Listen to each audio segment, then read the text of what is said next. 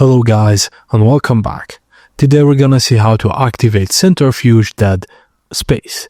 After clearing enemies and following your objective, enter the decontamination chamber and proceed with the Centrifuge control room. Once inside, you'll see the massive centrifuge with two large arms that need to be attached. Use kinesis on each of the two spinning centrifuge arms to pull up into space. Wait for the clutch mechanism to lock them in, and after both arms are secured, head to the nearby console and interact with it to activate the centrifuge. The area will lose oxygen and you'll have limited time to leave. Watch out for the spinning centrifuge arms while running on the elevator. Use stasis if necessary to slow obstacles or necromorphs.